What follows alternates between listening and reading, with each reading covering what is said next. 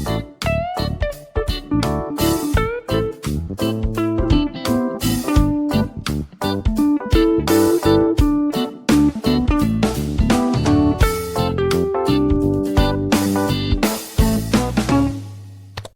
morning, everyone. Welcome to our family daily devotion, and we're so excited to share with you Psalms chapter 8, verse 3 to 4.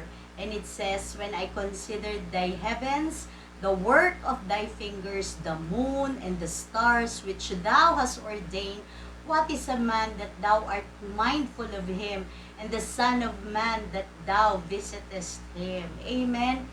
You know, come to think of it, when we look at the wonders of God's creation, the world in itself, the universe, the galaxy, the stars, the moon, the vastness of His creation, it will really come to our mind that who I am. How come God loved me this much? How come God gave Himself up for me? How come the darling of heaven, Jesus, was crucified just to save me, just to show His love for me? Talagang it will enter your mind, that kind of idea. I remember, pag sumasakay po kami na eroplano going abroad, pag yung eroplano po ay umaangat na at nakikita ko po na ang liit-liit na, hindi mo na makita yung bansa mo, no? Nakikita, ang pumapasok po sa isip ko, what comes to my mind is para lang akong a speck of a dust, no?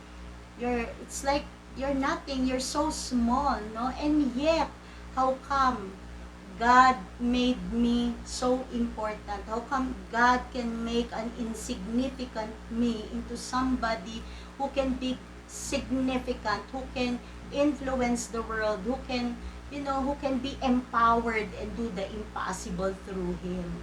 Kaya nga makikita po natin na hindi dapat natin minamaliit yung ating mga sarili, at hindi po tayo din nagiging arrogant kapag naman tayo ay na-empowered at nabe-bless ng Lord.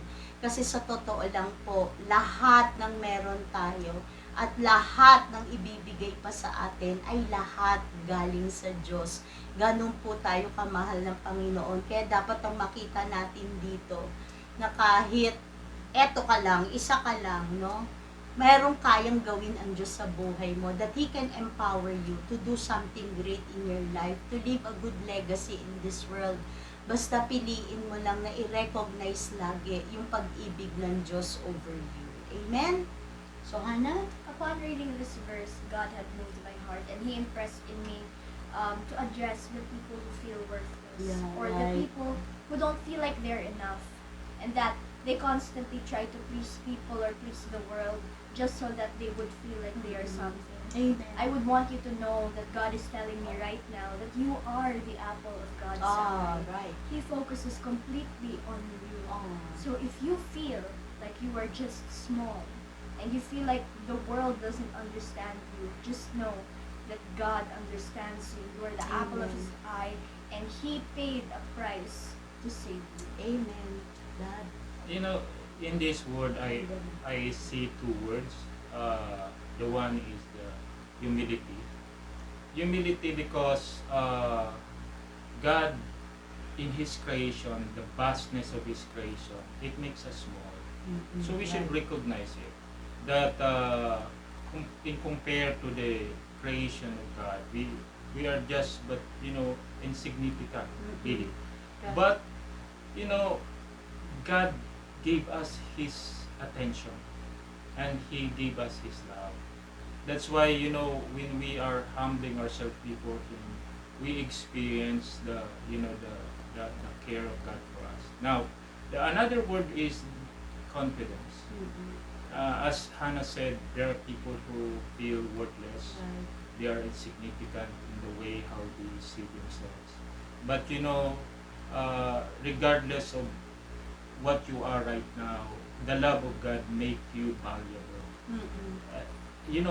Any person, minsan may mga tao nga na pag tinignan natin, for example, parents, they have a child na merong defect, and somehow people might think that this person cannot do anything at all. Right. But the love of the parents is so much for this child Yeah. that make this child valuable. Amen. So that's the same of the love of God. Mm-mm. Regardless of who you are, Right. the love of God make us significant.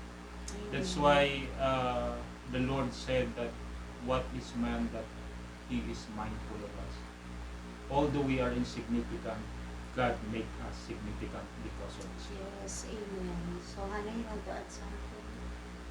So, always remember that when you feel insignificant or you feel like you're worthless, or whenever we feel different, sometimes we feel alienated by the world because we're different. Like Right. when we express who we are, we're afraid to show to people who we are because we might be judged for it. Mhm. But you know, God sees you as His own child and He loves you for who you are. Amen. And what we learn from this word is really to be humble, right? We are humbled by this verse from the Bible because in comparison to the great creation of the Lord, even though we are just a simple person that we are, still God look at us differently. We are special to His eyes, and we were created for God's glory always. Amen? Right? And we are proud of our God Yes, we should because be of proud what of He did God. for us. Amen. And make our life pleasing to Him. Amen. That's the best thing that we can, do to Him. Yes. Show our love to Him. Amen. So let us pray. Amen. Lord, Father, we thank you. Jesus. Truly, your love, O God, Yes, Lord. is so wonderful. O Lord. Yes, oh God. I believe that Thank you. the vastness of the universe, O Lord God, your love is more than Amen. in this vastness of the universe.